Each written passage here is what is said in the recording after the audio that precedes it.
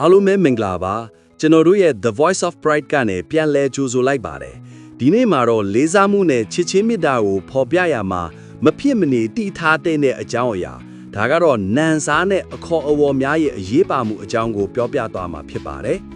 လူတဦးချင်းစီရဲ့နန်စားကိုမှန်ကန်စွာအသုံးပြုပေးခြင်းဟာအခြေခံလေးစားမှုတစ်ရပ်ပဲဖြစ်ပါတယ် Lesbian, gay, bisexual, transgender, LGBTQ အများပြားအတွက်သူတို့ရဲ့နန်စားတွေဟာသူတို့ကိုသူတို့ဘသူပဲဝါဖြစ်ကြောင်းကိုအတီးပြုပေးပါတယ်။ဒါကြောင့်ကျွန်တော်တို့ဟာမှန်ကန်တဲ့စကားလုံးတွေကိုသုံးဆွဲလိုက်တဲ့အခါသူတို့ရဲ့ကိုယ်ပိုင်လက္ခဏာကိုမြင်တယ်တန်ဖိုးထားတယ်ဆိုတာကိုပြသလိုက်တာပဲဖြစ်ပါတယ်။ဒါပေမဲ့မြန်မာနိုင်ငံရဲ့လက်တွေ့အခြေအနေမှာတော့ဝမ်းနည်းစရာကောင်းတဲ့အခြေအနေတွေရှိနေပါသေးတယ်။နာမည်တွေနဲ့အခေါ်အဝေါ်နန်စားတွေမှာတီးတက်အထိပ္ပယ်တွေရှိနေတတ်ပြီးလူတော်တော်များများက LGBTQ များကိုရှက်ရွံ့တော့ဒါမှမဟုတ်နာကျင်စေဖို့အတွက်နာမည်ပြောင်တွေနဲ့မာယွင်းခေါ်ဝေါ်တာတွေရှိနေသေးပါ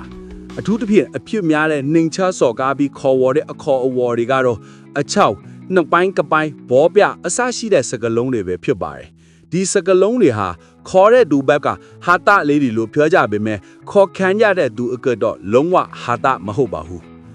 ဒီလိုအခေါ်အဝေါ်တွေဟာအထင်သေးမှုနှိမ်ချမှုခွဲခြားမှုစရာတွေကိုဥတီစေပြီးခေါ်ခံရသူရဲ့စိတ်ကြမ်းမာရေးနဲ့ကိုတန်ဖိုးထားမှုကိုတကယ်နာကျင်စေနိုင်တယ်ဆိုတာကိုကျွန်တော်တို့နားလည်ထားရမှာဖြစ်ပါတယ်။မှတ်ထားရမှာကတော့နာမည်တိုင်းမှာဂုဏ်သိက္ခာဆိုတာပါဝင်ပါတယ်။တစုံတဦးရဲ့ရွေးချယ်ထားတဲ့နာမည်ဒါမှမဟုတ်နန်စားကိုမသုံးဆွဲခြင်းဟာမလေးစားမှုတစ်မျိုးပါပဲ။နာမည်တွေကိုကိုယ်ပိုင်အရေးကြီးတဲ့အရာအဖြစ်မြင်တဲ့မြန်မာယဉ်ကျေးမှုထဲမှာကလေးဘဝနာမည်ထက်လူတဦးရဲ့ရွေးချယ်ထားတဲ့နာမည်ကိုအလေးထားခေါ်ဝေါ်ခြင်းဟာအထူးအဓိပ္ပာယ်ရှိပါတယ်။ဒါဆိုကျွန်တော်တို့အားလုံးအနေနဲ့ဒီလေးစားမှုကိုဘယ်လိုပြသကြမလဲခင်ဗျ။ပထမဆုံးနည်းလမ်းကတော့မှန်းဆမနေပါနဲ့ယဉ်ကျေးစွာမေးမြန်းပါ။တစ်ဖက်သူကိုဘယ်လိုခေါ်ရမလဲမသိကြရင်ဘယ်လိုလေးခေါ်ပေးရမလဲလို့မေးလို့ရပါတယ်။ဒါအပြင်တစုံတဦးပြောပြတဲ့နာမည်နဲ့နန်းစားကိုအချိန်တိုင်းသုံးဆွဲပေးပါ။သူတို့ခေါ်စေချင်တဲ့အတိုင်းခေါ်ပေးတာမျိုးကိုလှုပ်ဆောင်ပေးပါ။နောက်ဆုံးအရေးကြီးဆုံးကတော့နှိမ်ချက်စော်ကားတဲ့အခေါ်အဝေါ်တွေကိုစိန်ခေါ်ပါ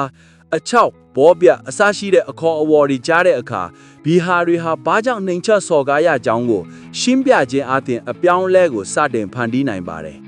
အခေါ်အဝေါ်နန်စာတွေနဲ့ရွေးချယ်ထားတဲ့နာမည်တွေကိုလေးစားခြင်းဟာတဦးချင်းစီအသက်တာမကလူတိုင်းလုံခြုံပြီးတန်ဖိုးရှိတဲ့ခံရတဲ့ယဉ်ကျေးမှုတစ်ခုကိုတိဆောက်ပေးပါတယ်ဒီလိုစော်ကားမှုတွေကိုရပ်တန်းပြီးကိုယ်ပိုင်လက္ခဏာတွေကိုဂုဏ်ပြုတဲ့အခါကျွန်တော်တို့ကလူအတိုင်းဝိုင်းတွေကိုအားကောင်းစေပြီးခွဲခြားဆက်ဆံမှုကို loss shot ပေးနိုင်မှာဖြစ်ပါတယ်အခုပဲကျွန်တော်တို့နဲ့အတူလက်တွဲပြီးလေးစားမှုရှိတဲ့လူအတိုင်းဝိုင်းတစ်ခုကိုတိဆောက်ကြရအောင်လားခင်ဗျာ